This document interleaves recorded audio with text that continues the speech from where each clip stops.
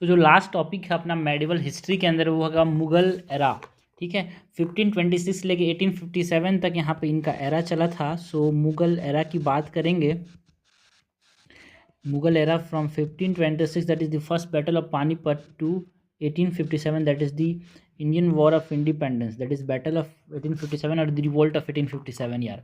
सबसे पहले तो हम बात करेंगे अबाउट बाबर की।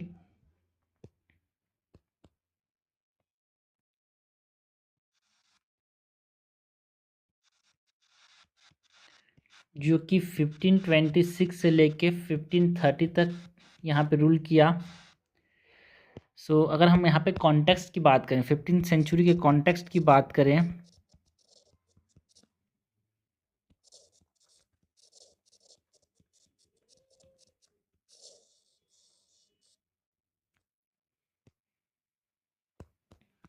सो जो सेंट्रल एंड वेस्ट एशियन, यहाँ पे एक major empire, central and west Asia जो था एक तरह से मेजर एम्पायर बिल्डिंग देखने को मिला यहाँ पे।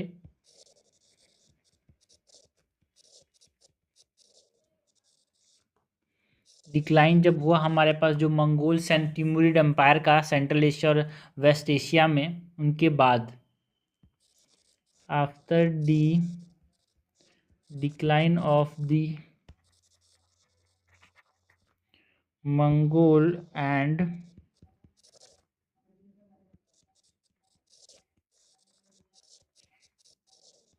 तिमुरिड एम्पायर, एंड यहाँ पे अगर हम 3 सिग्निफिकेंट पावर्स की बात करें जो कि यहाँ पे एमर्ज हुए,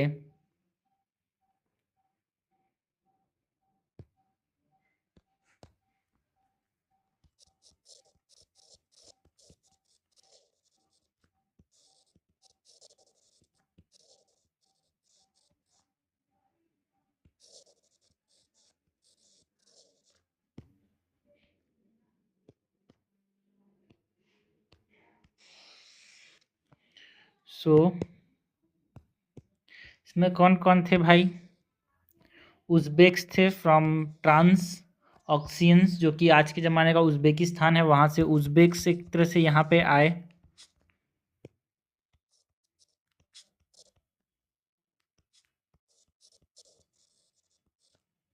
Uzbeks in Transoxiana, that is present day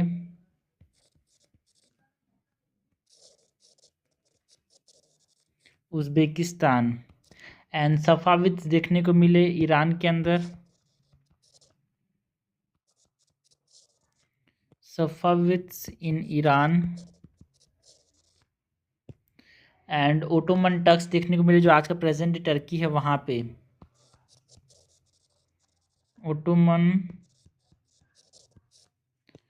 Turks in present day Turkey. Next हम बात करते हैं अबाउट बाबर की। तो बाबर जो थे वो फाउंडर थे यहाँ पे किसके यार? मुगल एम्पायर के।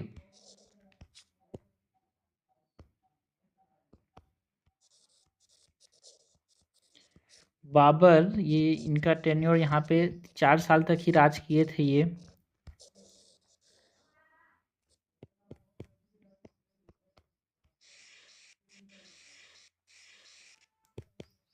सो Babur is the founder of the Mughal empire, founder of the Mughal empire, and जो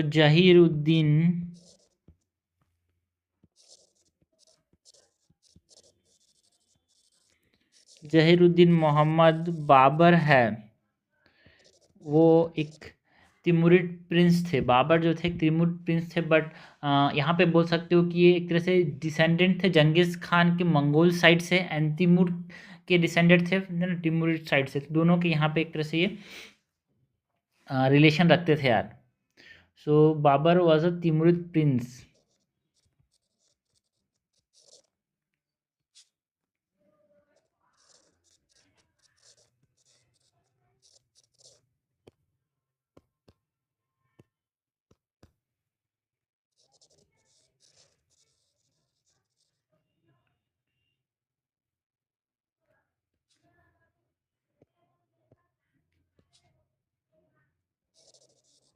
descendant of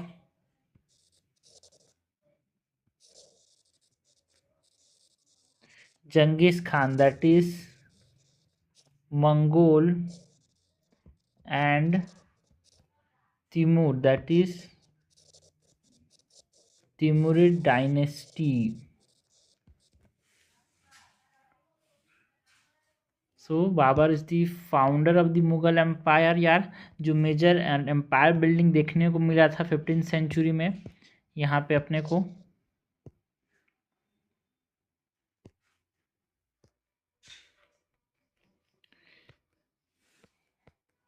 and Babur was a Timurid prince, मतलब जंगिस खान से भी एक तरह से रिलेशन रखते थे, एंड तिमुरिड डायनेस्टी से, जो कि तिमूर के डायनेस्टी से यहाँ पे रिलेशन रखते थे। नेक्स्ट हम बात करते हैं कि बाबर ने इंडिया को क्यों इन्वेट किया, reason for the Babur invasion of India.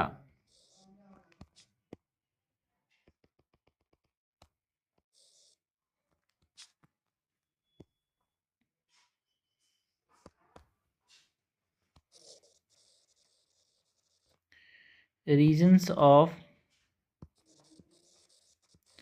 Babar's invasion और बाबर्स इंडियन इन्वेजन।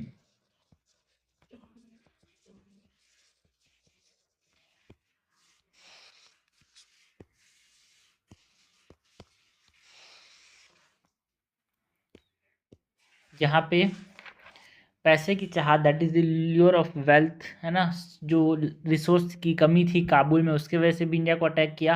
एंड जो पॉलिटिकल क्वेस्ट था इंडिया के अंदर, उसने सोचा कि भाई एक मौका है मेरे लिए। सो उस सब चीज़ को देखते हुए इसने एक तरह से इंडिया को इन्वेट किया। So reason for the Babur invasion यहाँ पे हम बोलें तो पहला यहाँ पे बोल सकते हैं the lure of wealth, that is, ये किससे इंस्पायर्ड थे, जो तिमूर के 1398 में जो इन्वेजन किया था दिल्ली का, जहाँ पे बहुत सारा पैसा, बहुत सारे स्किल्ड आर्टिशंस को लाया था सेंट्रल एशिया में, तो उससे वो इंस्पायर्ड थे कि भाई मैं भी ऐसा कुछ कर सकता हूँ।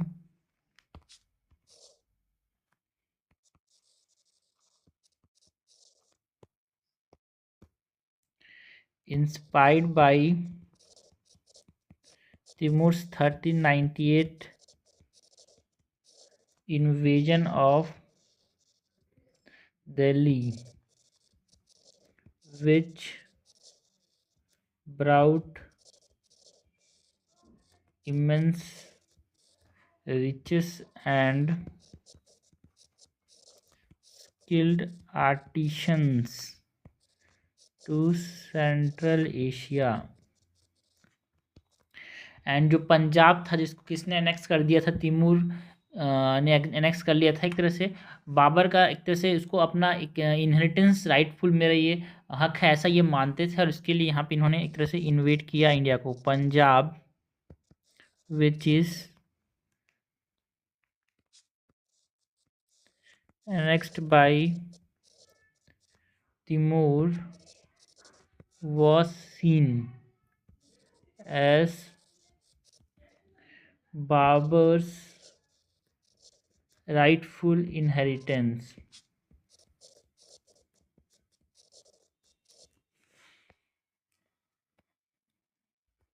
सो first reason for the Indian invasion of Babur is the lure of wealth. दूसरा यहाँ पे हम बोलते हैं लैक ऑफ रिसोर्स, काबुल में ये रूल करता था और काबुल में यहाँ पे रिसोर्सेज की कमी थी, lack of resources in Kabul. जो काबुल था वॉज एन इकोनॉमिकली वीक एक एरिया था, इसको बाबर के जो नोबल्स हैं उसको सस्टेन नहीं कर पा रहे थे, चला नहीं पा रहे थे, इसके लिए यहाँ पे इंडिया को देखा इसने एक तरह से अपॉर्चुनिटी के तौर पे। So Kabul was economically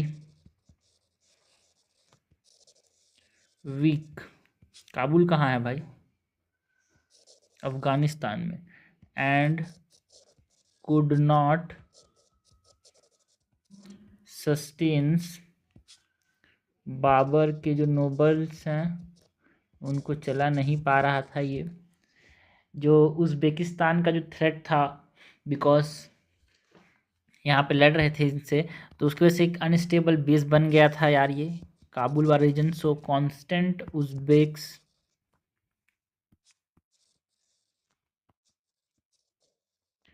threat made it an unstable base, and जो पॉलिटिकल क्यूज था इंडिया के अंदर उसको भी एक तरह से इसने अपॉर्चुनिटी के तौर पे देखा।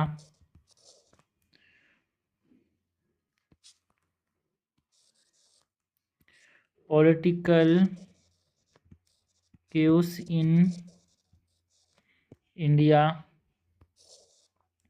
यानी जो पॉलिटिकल क्यूज है यहाँ पे क्या बोलते हैं कि देखो जो नॉर्थ इंडिया था वो फ्रेगमेंटेड था स्मॉलर इंडिपेंडेंट स्टेट्स में, उसके वजह से भी।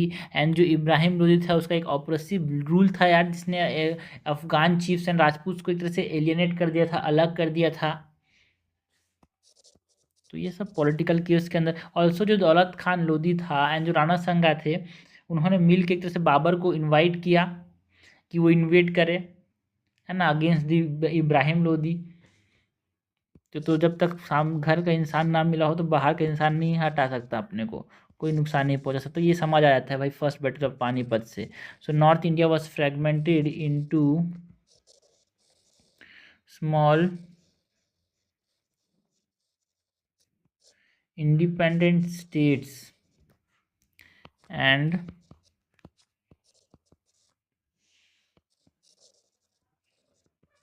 Ibrahim Lodi's oppressive rule alienated Afghan chiefs and Rajputs। दौलत खान जो था, दैट इज पंजाब का गवर्नर था दौलत Khan Lodhi,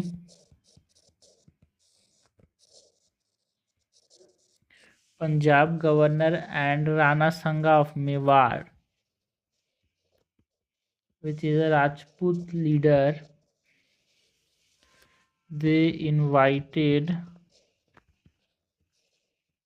Babur to invade India। So ये तीन यहाँ पे इम्पॉर्टेंट रीजन थे for the Indian invasion of Babur. Okay, इसमें सबसे पहला है ल्योर ऑफ वेल्थ, पैसे की चाहत में, बिकॉज 1938 में जो इन्वेजन था दिल्ली का तैमूर की तरफ से बहुत पैसा लाया, तो पैसे की चाहत में एक तरह से इंडिया को यहाँ पे इन्वेट किया। एंड जो पंजाब वाला रेंज था जो कि एक समय में तैमूर ने अनेक्स किया था, कब्जा किया था, उसको अपना ये अधिकार मानता था। इकोनॉमिकली वीक था यार काबुल, तो उसको देखते हुए इंडिया के अंदर अटैक किया। उज़्बेक की वजह से यहाँ पे अनस्टेबल हो गया था काबुल, है ना। एंड पॉलिटिकल क्यूज जो था जिसमें यहाँ पे फ्रैगमेंटेड हो गए थे स्टेट्स नॉर्दर्न इंडिया के अंदर, इन इब्राहिम लोदी का जो ऑपरेसिव रूल था उसको देखते हुए दौलत खान लोदी ने, राणा संगा ने किसको इनवाइट किया, बाबर को। तो इसके वजह से यहाँ पे किसने अटैक किया, बाबर ने इंडिया पे अटैक किया। तो वही है, यहाँ पे धोखा हो जाता है। राणा संगा सोचता है कि मेरे को बाबर यहाँ पे इंडिया में बुलाऊंगा, वो हराएगा इब्राहिम लोदी को, फिर चला जाएगा। लेकिन कैसा हो सकता है, ये बोलता है भाई बाबर कि तू यार राणा संगा अपने आप अपने दोस्त लोगों को धोखा देता है, तो फिर तू हमको क्या वो करेगा। तो इसने पहला लड़ाई जो था वो इब्राहिम लोदी के साथ लड़ा, फर्स्ट बैटल ऑफ पानीपत इन 1526। फिर एक साल बाद बैटल ऑफ खानवा जो था वो राणा संगा के साथ लड़ा, जिसको यहाँ पे राजपूत एंड अफगान्स ने सपोर्ट किया, ठीक है। तो वही है, जब तक फिर आपस में जब तक अपने लोग ना मिले तो हरा नहीं सकता कोई, वही कॉन्सेप्ट है। सो मिलिट्री कॉन्क्वेस्ट की बात करते हैं बाबर की।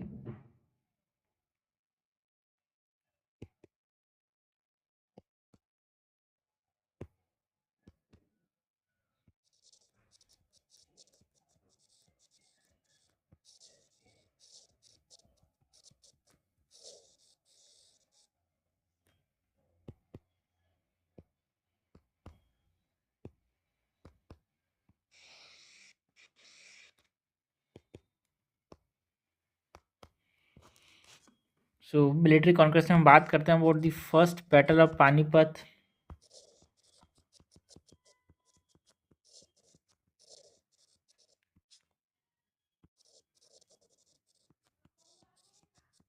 जो कि कब हुआ था? 1526 में।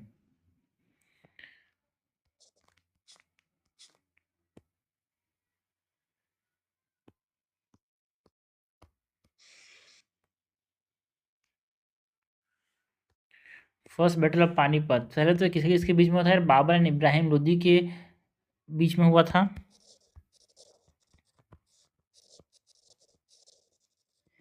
इब्राहिम लोदी कौन था यहाँ पे? It is the sultan of Delhi. And outcome क्या हुआ था इस लड़ाई का? आउटकम एंड इस लड़ाई का सिग्निफिकेंस क्या था? यही तो वो लड़ाई था जिसकी वजह से यहाँ पे मुगल्स का एंट्री हुआ यार।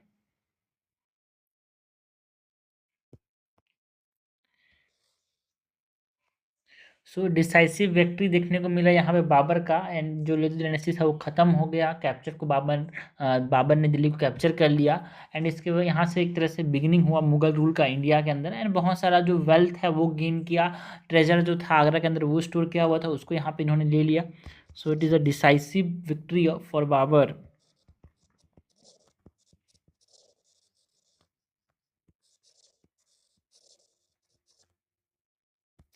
And end of Lodi dynasty.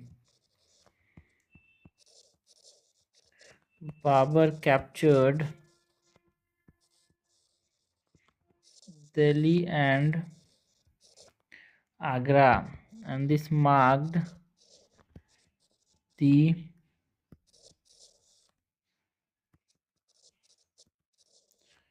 beginning of Mughal rule in India, and it gained immense wealth from the treasured stored in Agra. ये हमने आउटकम एंड सिग्निफिकेंस की बात की, जिसमें विक्ट्री किसका मिला? बाबर का विक्ट्री हुआ यार। लोधी डायनेस्टी ख़त्म हो गया। बिगिनिंग देखने को मिला of the Mughal era in India. And बहुत सारा पैसा लेके चले गए। इमेंस वेल्थ जो कि यहाँ पे स्टोर था आगरा के अंदर वो भी ले लिया, एक तरह से चले गए नहीं। ठीक है, तो ये आउटकम एंड सिग्निफिकेंस की बात की। नेक्स्ट अगर हम की स्ट्रेटजीज की बात करें जो कि अपनाया था बाबर ने जीतने के लिए,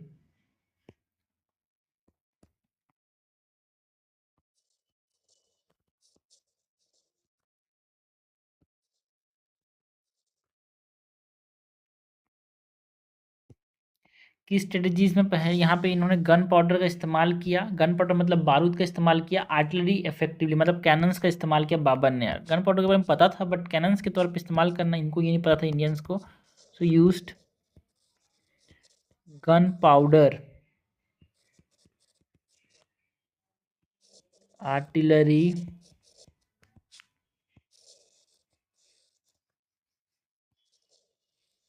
इफेक्टिवली। एंड जो ओटोमन डिवाइसेस थे लाइक डिफेंस एंड अटैक का एक कॉम्बिनेशन जो ओटोमन से इस्तेमाल करते थे, जैसे तुलगुमा स्ट्रेटेजी में यहाँ पे एक तरह से पहले जब कवर करते थे यार अपने आप को, कैनन्स को सामने रखते थे और कवर भी रखते थे इसको कि कैनन्स को कोई हमला ना कर सके कैनन्स को। तो उसने यहाँ पे इन्होंने ओटोमन एक तरह से रूमी डिवाइसेस का इस्तेमाल किया।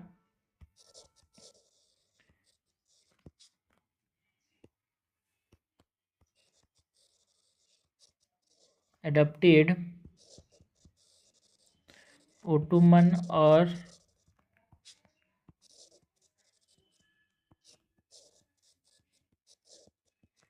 Rumi device which is a combination of defense and attack, combination of defence and attack. And जो एक तरह से यहाँ पे एक विंग जो था पोजीशन रखा था पानीपत के हाउसेस के अंदर एंड प्रोटेक्ट करते थे अदर को एक डिच मतलब एक गड्ढे में जिसे फिल करते थे विद ब्रांचेस। ठीक है,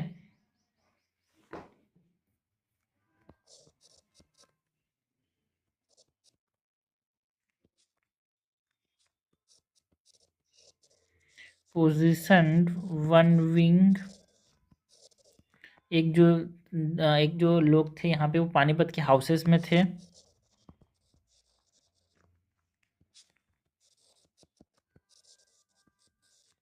एंड प्रोटेक्ट करते थे दूसरों को,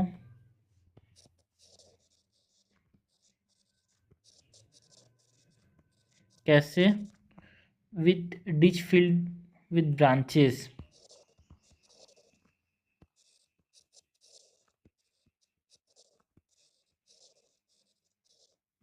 ओके, एंड एक तरह से जो पिंसर मूवमेंट थे उसको यहाँ पे इन्होंने इस्तेमाल किया, एक तरह से एनसर्कल कर लिया एक तरह से इब्राहिम लोदी के फोर्स को, और उसके यहाँ पे डिस्ट्रॉय कर लिया यार। इसको बोलते हैं पिंसर मूवमेंट।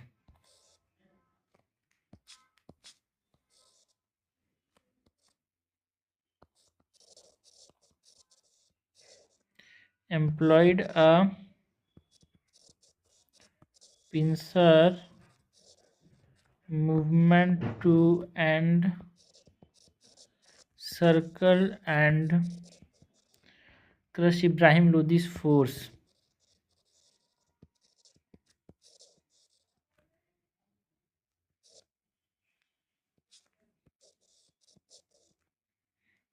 ठीक है, तो ये हमने बात की about the battle of first battle of Panipat, जिसका आउटकम की बात की स्ट्रेटजीज की बात की यार जो कि इस्तेमाल किए गए। ठीक है, पहली बात तो यहाँ पे गन पाउडर को आर्टिलरी के तौर पे इस्तेमाल किया गया, combination of defence and attack देखने को मिला। एक विंग जो था वो पानीपत के घरों में रहता था, एंड दूसरा जो है वो एक तरह से जो गड्ढे जिसमें ब्रांचेस से फिल किया उसमें इसको प्रोटेक्ट करते थे। एंड पिंसर मूवमेंट का इस्तेमाल किया, पूरे सारी तरह से एनसर्कल कर लेते थे यहाँ पे इब्राहिम लोदी के फोर्सेस को, और वहाँ पे उनको डिस्ट्रॉय कर दिया, एक प्रकार से क्रश कर दिया। ठीक है, ये फर्स्ट बैटल ऑफ पानीपत की बात की जो कब हुआ था 1526 में। 3 बैटल हुए पानीपत में total. First battle of Panipat between Babur and Ibrahim Lodi, second between Akbar and Hemu, and third जो था वो मराठा एम्पायर में जो सदाशिवराव बाहू एंड अहमद शाह दुरानी के बीच में हुआ था, है ना, सदाशिवराव एंड मोहम्मद शाह दुरानी, अहमद शाह सॉरी। ठीक है, तो ये 3 बैटल ऑफ पानीपत हुए यहाँ पे। सो बैटल ऑफ नेक्स्ट जो है फर्स्ट बैटल ऑफ पानीपत के बाद जो मेजर मिलिट्री कॉन्क्वेस्ट के अंदर हम बात करते हैं वो the second battle of Panipat की, sorry second battle of Panipat नहीं, बैटल ऑफ खनवा। फर्स्ट देखो यहाँ पे जो बुलाया था दैट इज राणा संगा ने बुलाया था इब्राहिम लोदी के खिलाफ, तो राणा संगा हरा दी, मतलब इब्राहिम लोदी को हरा दिया, फिर बोला कि अब मैं राज करूंगा भाई, मैं यहाँ से वापस जाने थोड़ी ना आया हूँ, बाबर ने बोला बोला अब मैं तेरे को हरा दूंगा। तो राणा संगा के साथ यहाँ पर लड़ाई हुई यार अगले साल 1527 में, बैटल ऑफ खनवा। एंड ये जो बैटल ऑफ खनवा है यहाँ पे बाबर वर्सेस राणा संगा ऑफ मेवाड़, बाबर वर्सेस राणा संगा ऑफ मेवाड़। एंड इसको राजपूत ने सपोर्ट किया। ठीक है, तो भाई को मार रहा है कोई बाहर का आदमी और लोग सपोर्ट कर रहे हैं। ठीक है, so it is supported by, यही तो है जलन यार। ठीक है, ऐसे सपोर्ट बाय राजपूत, अगर ये नहीं होता तो यहाँ पे इंडिया में अपने लोग ही राज करते होते। ठीक है, so it is supported by Rajput and Afghan यार। रीज़न फॉर द कॉन्फ्लिक्ट्स की बात करें, सो लड़ाई का दोनों के बीच में कॉन्फ्लिक्ट्स क्यों था, बाबर है ना जिसने बुलाया था, मतलब जिसने बुलाया था उसी के खिलाफ क्यों लड़ा। So reason for the conflict is Babur का जो डिसीजन था कि वो स्टे इंडिया में रहना चाहता, रूल करना चाहता था, उसने राणा संगा के जो इन्फ्लुएंस उसको नुकसान पहुंचाया। सोचता बाबर, मतलब राणा संगा सोचा कि भाई वो इब्राहिम लोदी को हराएगा, लूटेगा और चला जाएगा, तो वो रुकने की जो डिसीजन था ना उसके खिलाफ यहाँ पे लड़ाई लड़ी गई थी। So Babur decision to stay in India, it threatened Rana Sanga's influence। Outcome and significance की बात करें,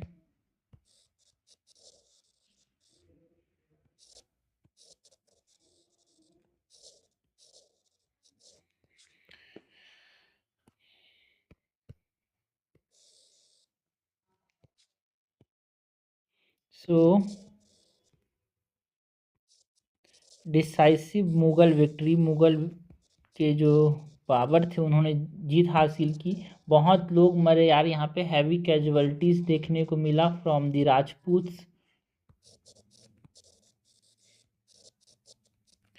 राणा संगा को एक तरह से जहर दे दिया गया उसके खुद के नोबल के द्वारा, है ना। जब वो फिर से रिग्रुप, फिर से मिलना चाह रहा था अपने दोस्तों के साथ, रिग्रुप करना चाह रहा था तो उस समय, ठीक है, फिर धोखा मिला इसको। ठीक है, तो धोखा देने वाले को धोखा ही मिलता है, ये समझ आ गया राणा संगा को। Rana Sanga was poisoned by, मतलब धोखा नहीं दिया था भाई राणा संगा ने, एक तरह से दूसरे को बुलाने का यही फायदा है यार, अपने लोग अपने ही होते हैं। ठीक है, सो नुकसान है ये। So Rana Sanga was poison by his own noble, क्योंकि इसने बाबर के साथ मिल लिया भाई हाथ। ठीक है, ठीक है, so own noble while attempting to regroup यार, अटेम्प्टिंग टू रीग्रुप।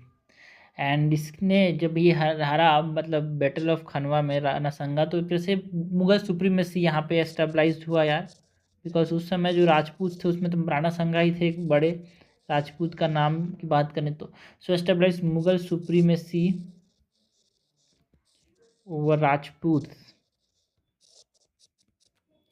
एंड जो मिलिट्री सुपीरियरिटी था उसको बताया कि भाई देखो मुगल्स जो है मिलिट्री ज़्यादा सुपीरियर है, बिकॉज इनका जो आर्टिलरी है एंड जो गन पाउडर्स हैं वो सुप्रीम है, सुपीरियर है ओवर जो राजपूत के जो ट्रेडिशनल वॉरफेयर टेक्निक्स हैं उनसे।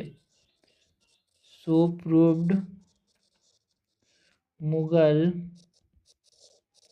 Military superiority that is in artillery and gunpowder over traditional Rajput warfare की स्ट्रेटजीज जो इन्होंने अपनाए उसमें अगर हम बात करें, ठीक है, आउटकम में ये था, देखो भाई कौन जीता,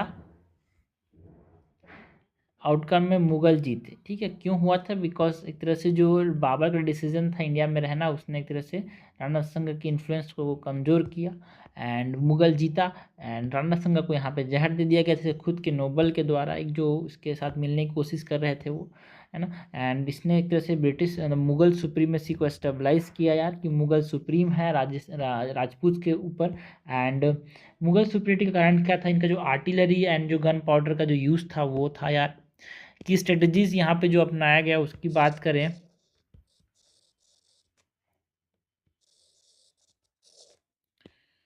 सो की स्ट्रेटजीज की अगर बात करें तो यहाँ पे जो बाबर ने अपने आर्मी को यहाँ पे एंट्रेंच किया था, है ना, पानीपत के जैसे ही यहाँ पे जो स्टेम टूलगुमा स्ट्रेटजी इसको बोलते हैं, वैगन्स में कैनन्स को एक तरह से चक्के वाले गाड़ी में यहाँ पे इन्होंने इस्तेमाल किया।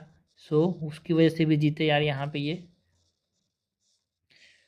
बाबर एंट्रेंच्ड हिज आर्मी, मतलब गड्ढों में, है ना, like the Panipat using wagons and trenches. यहाँ पे ये कैनन रखते थे, उसके नीचे में यहाँ पे जो गड्ढा करके यहाँ पे आदमी को रखते थे। एंड ही डिक्लेयर्ड, जो बैटल, एक जिहाद, मतलब एक तरह से अगर आप लड़ोगे मरोगे तो आप भगवान की प्राप्ति होगी उसको, यहाँ पे इस प्रकार से इनके जो लोग थे वो लड़ते थे यार। सो डिक्लेयर्ड द बैटल अ जिहाद, दैट इज, इससे इंस्पायर होते थे जो सोल्जर्स हैं वो। सो इंस्पायरिंग हिज सोल्जर्स यार। एंड इन्होंने एक तरह से जो वाइन था उसको एक तरह से बैन कर दिया एक प्रकार से, जिसके वजह से, एंड अब मुस्लिम जो कस्टम्स थे, कस्टम टैक्सेस थे, वो उसको भी कम कर दिया बैटल से पहले। तो लोगों ने उसके लिए भी यहाँ पे बाबर के साथ लड़ाई लड़ी यार, उसके लिए जान देने तक कि यहाँ पे राजी हो गए। So banned wine and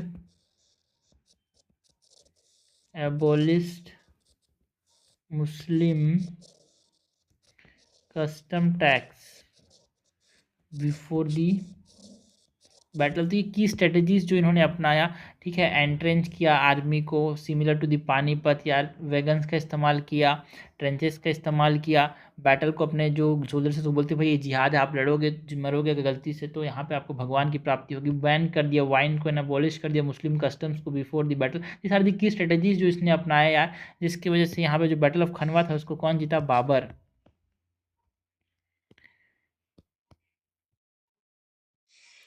okay, सो ये हमने बात की about the first battle of Panipat and battle of Khanwa की। सो मैंने बात की अबाउट दी बाबर के 15th सेंचुरी के कॉन्टेक्स्ट की बात की, थ्री सिग्निफिकेंट इवेंट जो आए यहाँ पे बाबर के बारे में, रीज़न क्यों इसने अटैक किया, मिडिल कंकेस्ट में हमने battle of Panipat and battle of Khanwa की बात की। इसके बाद हम बात करेंगे about battle of Chanderi and battle of Ghaghra, and जो एडवेंट था बाबर का इंडिया के अंदर उसका क्या इम्पैक्ट पड़ा यार, क्या सिग्निफिकेंस था बाबर का जो एडवेंट था उसकी बात करेंगे।